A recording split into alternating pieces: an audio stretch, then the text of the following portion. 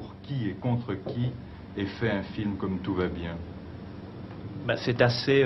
Il y a deux films assez récents qui se ressemblent, mais qui dans les méthodes et qui dans la fabrication diffèrent, qui me semblent intéressants. Ces deux films, l'un s'appelle Coup pour coup de Marine Karmitz, qu'il a fait avec des ouvrières d'Elbeuf, et un que j'ai fait avec Jean-Pierre Gorin qui s'appelle Tout va bien.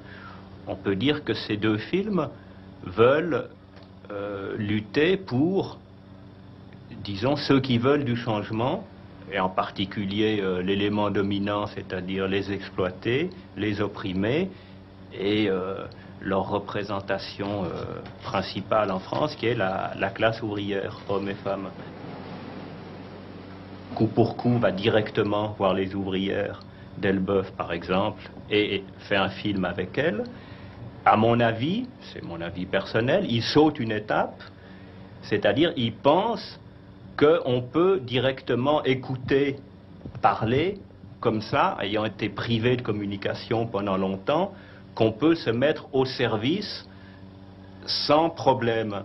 Nous, on pense qu'il y a un problème et que ce problème, c'est le moyen même qu'on emploie, qui jusqu'à maintenant a été entre les mains des gens contre lesquels on lutte, et qui fait qu'on ne le, malgré notre meilleure volonté, on ne le domine pas bien, et que souvent on croit faire un film au service d'eux, et qu'on risque même de faire un film contre. On ne s'en rend pas bien compte. Alors à mon avis, si tu veux, Tout va bien, plutôt que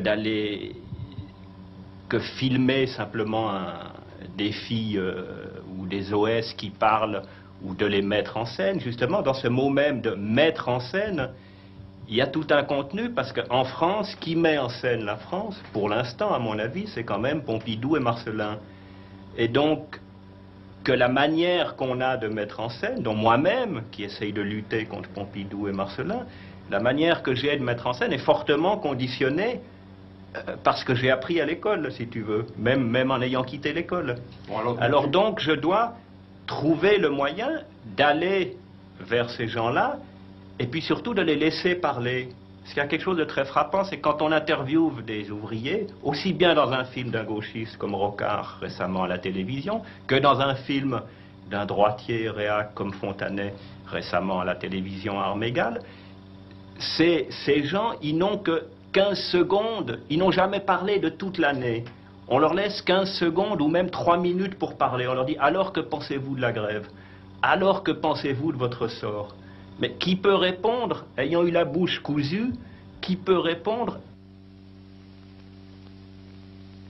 quand des intellectuels qui ont en main le moyen de faire des films, parce que la classe ouvrière ne les a pas, il faut se rapprocher d'eux, il faut arriver à les écouter pour pouvoir commencer à transmettre leurs paroles, puisque on sait bien qu'ils n'ont pas le droit à la parole, ni dans les films en général, ni à l'ORTF. La classe ouvrière, ça nous met, si tu continues, la classe ouvrière te votera le cul. Essayer de faire des images plus simples et moins compliquées, pour montrer justement combien la situation est complexe.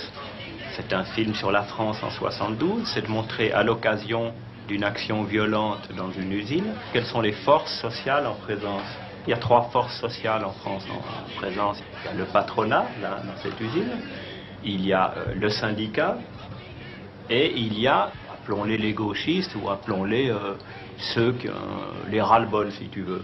Bon, c'est de montrer dans un espace géographique 3 forces en présence, c'est-à-dire finalement de plus décrire des individus d'abord, mais d'écrire d'abord des masses et des rapports de masse, des rapports de force. Parce que c'est vrai que ce qui se passe en France est un rapport de force entre la CGT et le patronat, et qu'il y a également une sorte de 3e force qu'on peut appeler les ras-le-bol. On nous accuse souvent, si tu veux, ah, vous voulez faire des films pour la classe ouvrière, mais les ouvriers, ils y pigent que pouic. Bon, alors je dis, c'est pas si simple de dire les choses comme ça. D'abord, il est normal, vu la manière dont c'est fait les films, que même un film de bonne volonté soit senti comme pas bien. Alors, je pense que notre effort à faire, c'est de ne pas faire des films au nom de, c'est en ce sens-là que je ferai quelles que soient ses qualités, un reproche au film de Karmitz, ce n'est pas au nom d'eux, mais c'est parler d'abord en son propre nom.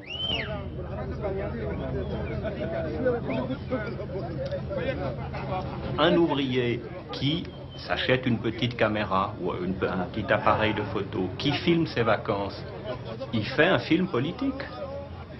Voilà ce que j'appelle un film politique.